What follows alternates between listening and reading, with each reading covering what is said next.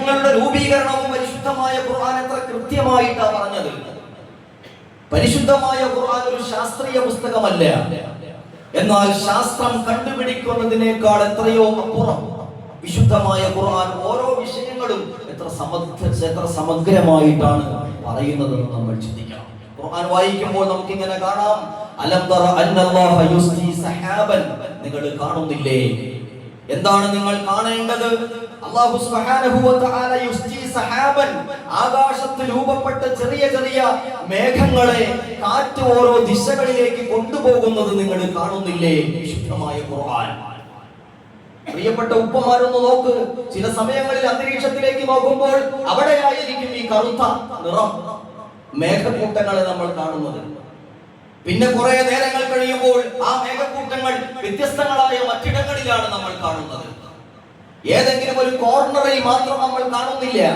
അന്തരീക്ഷത്തിലേക്ക് നോക്കുമ്പോൾ അന്തരീക്ഷത്തിന്റെ വ്യത്യസ്ത ഇടങ്ങളിലാണ് ഈ മേഘപാളികളെ കാണാൻ, അതിന്റെ കൂട്ടങ്ങളെ കാണാൻ നമുക്ക് കഴിയുന്നത്. ചിലപ്പോഴൊക്കെ ചിതറിത്തെറിച്ചതുപോലെ കാണാം.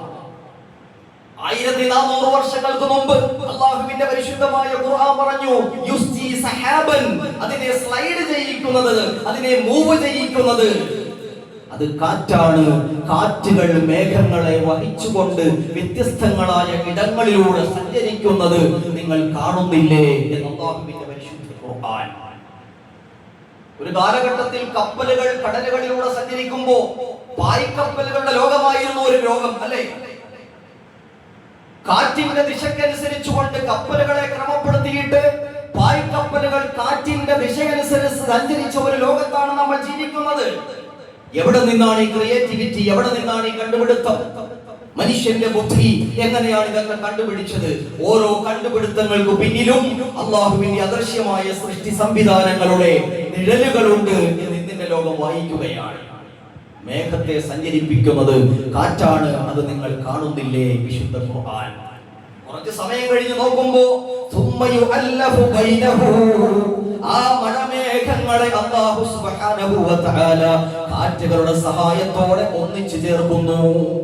അന്തരീക്ഷത്തിന്റെ അവിടെയും ഇവിടെയും വ്യത്യസ്തങ്ങളായ ഇടങ്ങളിൽ കറുത്ത രൂപത്തിൽ കാണുന്ന മഴമേഘങ്ങളെ കുറെ മണിക്കൂറുകൾ കഴിയുമ്പോ അത് അന്തരീക്ഷത്തിന്റെ ഏതെങ്കിലും ഒരു ഭാഗത്ത് ഒരുമിച്ച് കൂട്ടി വെച്ചിരിക്കുന്നുവെങ്കിൽ ഒരുമിച്ച് കൂട്ടപ്പെട്ടതുപോലെ അന്ധകാരമായിട്ട് അന്തരീക്ഷത്തെ കാണാൻ നമുക്ക് കഴിയുന്നുവെങ്കിൽ, പ്രിയപ്പെട്ട മുസ്ലിം ലോകമേ, വിശുദ്ധമായ ഖുർആൻ നമ്മളോട് പറയുന്നു, ചിന്നിച്ചിതറിയ മേഘപാളികളെ ഒരു കുടക്കീഴിലെന്നതുപോലെ കാറ്റിന്റെ സഹായത്തോടെ ഒന്നിച്ചു ചേർത്തത് അത് അല്ലാഹുവാണ്, ലോകത്തിന്റെ മറ്റൊരു ശക്തിയുമല്ല എന്ന് പ്രഖ്യാപിക്കുകയാണ് വിശുദ്ധമായ ഖുർആൻ. മേഘങ്ങളെ കുറിച്ചുള്ള ഖുർആനിക പഠനം. ഇതിന് ശേഷം പറയുന്ന ഒരു വസ്തുതാപരമായ പരാമർശമാണ് ഇനി നമ്മളെ ഇരുത്തി ചിന്തിപ്പിക്കുന്നത്. അങ്ങനെ കാറ്റിന്റെ സഹായത്തോടെ മേഘപാളികളെ ഒരുമിച്ച് കൂട്ടിയ അല്ലാഹ്, ഈ മേഘപാളികൾ ആകാശത്തിങ്ങനെ പരന്നാണോ കിടക്കുന്നത്, അത് ഉയരത്തിലാണോ അത് നിലനിൽക്കുന്നത്? മേഘപാളികളുടെ ഘടന അത് വെർട്ടിക്കൽ സൈസിൽ ഉയർന്ന രീതിയിലാണോ അഥവാ പരന്ന രീതിയിലാണോ എന്നുകൂടി അല്ലാഹു തആല പറഞ്ഞു വെക്കുകയാണ്.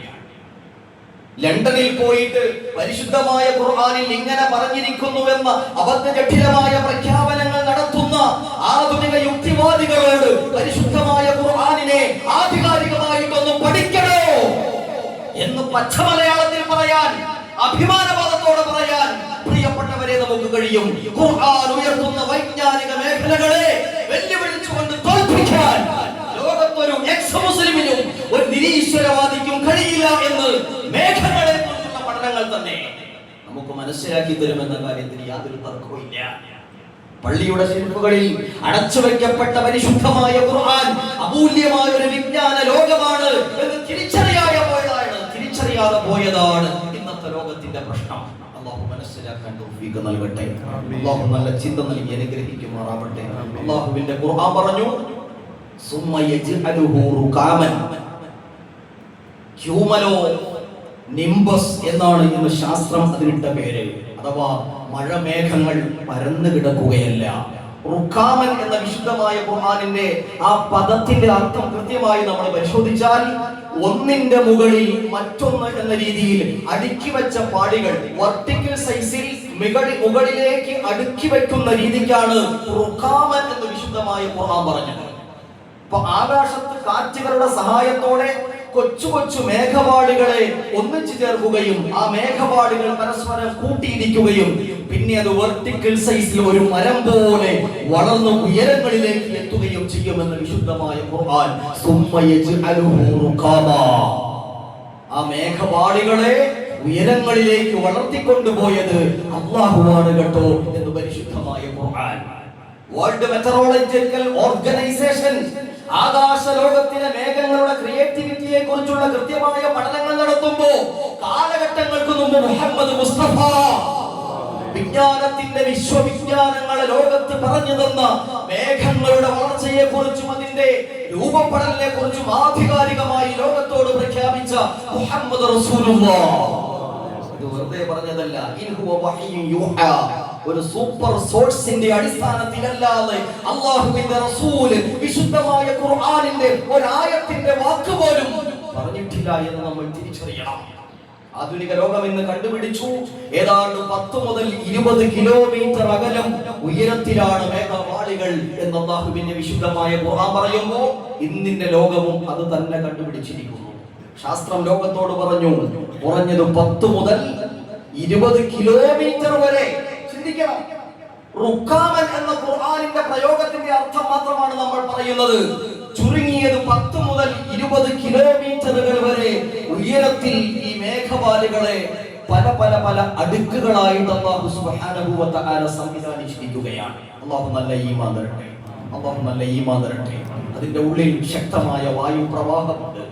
കോടിക്കണക്കിന് ജലത്തുള്ളികളും മഞ്ഞു പരലുകളും അതിനിടയിലുണ്ട്. അവ തമ്മിൽ പരസ്പരം കൂട്ടിയിടിച്ച് ആ കൊച്ചു ജലത്തുള്ളികൾ വലുതായി ഭീമാകാരന്മാരായ മേഘപാളികൾ പിന്നെ മഴയായിട്ട് ലോകത്തേക്ക് പെയ്തിറങ്ങുമ്പോ അല്ലാഹുവിന്റെ ഖുർആൻ പറഞ്ഞു 10 കിലോമീറ്റർ മുതൽ 20 കിലോമീറ്റർ വരെ ഉയരത്തിൽ അല്ലാഹു തആല സംവിധാനിച്ച ഈ മേഘപാളികൾ അത് നിശ്ചിത അളവിൽ മാത്രമാണ് അല്ലാഹു പെയ്തിറക്കുന്നത്.